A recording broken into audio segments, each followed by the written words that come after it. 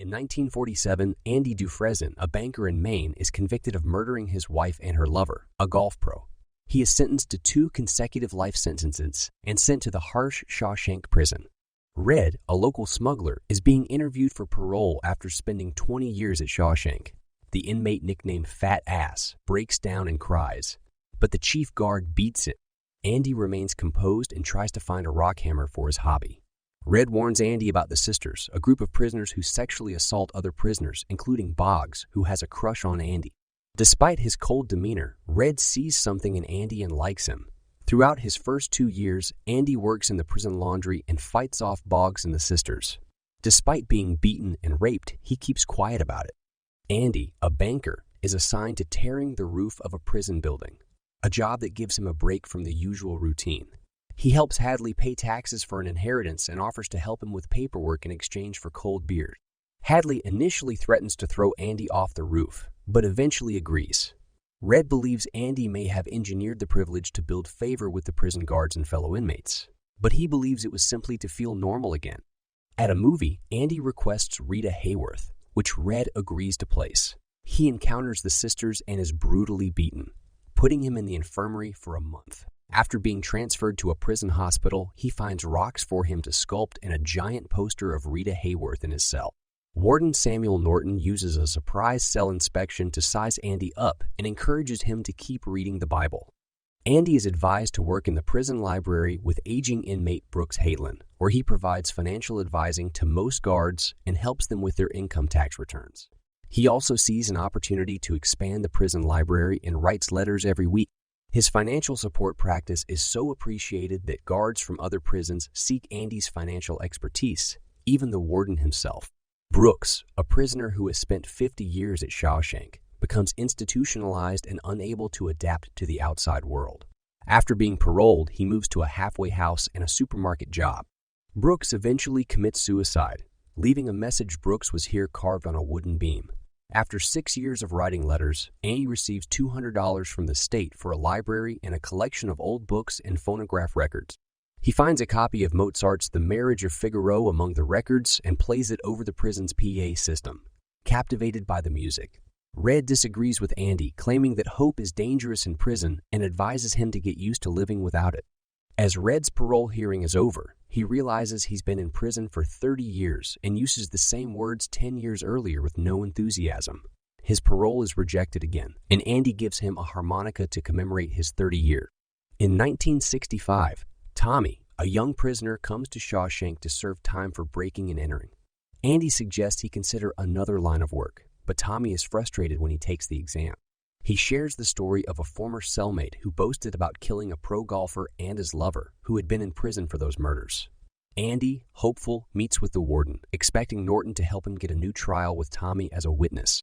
The warden becomes furious when Andy refuses to reveal the money laundering schemes he set up for Norton over the years. Andy is ordered to solitary for a month, and the inmates realize that Andy may be innocent after all. Tommy receives a letter from the Board of Education announcing his success, and he agrees to testify on Andy's behalf. The warden visits Andy in solitary and threatens him to shut down the library, burn books, and move him to a different cell. Andy refuses, and Norton orders him to spend another month in solitary. After leaving, Andy talks about his wife, his projects, and his plans for the future. He mentions Zihuatanejo, a beach town on the Pacific coast of Mexico, and asks Red if he would join him. Red criticizes Andy for allowing hope to mess with his mind, but Andy agreed. As Andy was leaving, Andy shares a story about a hayfield with a large oak tree at the end of a stone wall. He promises to retrieve something hidden among the stones if paroled, but Red is worried about Andy's state of mind. Red believes Andy may have reached his breaking point and is about to commit suicide. Norton asks Andy to shine his shoes and dry, clean his suit before retiring for the night. The next morning, Andy is late and the guard yells at him for being late. Norton becomes alarmed when he finds Andy's shoes in his shoebox instead of his own. The alarm goes off announcing a missing inmate. Norton rushes to Andy's cell and demands an explanation. Hadley brings Red in, but Red insists he knows nothing about Andy's plans. Norton becomes increasingly hostile and paranoid, throwing rocks around Andy's cell. When he throws one at Andy's poster of Raquel Welch, it punches through and into the wall, revealing a tunnel wide enough for a man to crawl into. In a flashback sequence, Andy accidentally carves his name on his cell wall, revealing that the material the wall was made of could make it possible for him to dig a hole in case he ever needed to escape. Andy ordered a giant poster of Rita Hayworth to hide the hole and spent years digging at night with his rock hammer and hiding dirt from his job into his pockets. When Tommy was killed, Andy decided it was time to go. He wore Norton's clothes underneath his own and escaped through a tunnel. He found a sewer main line and broke it open with lightning strikes.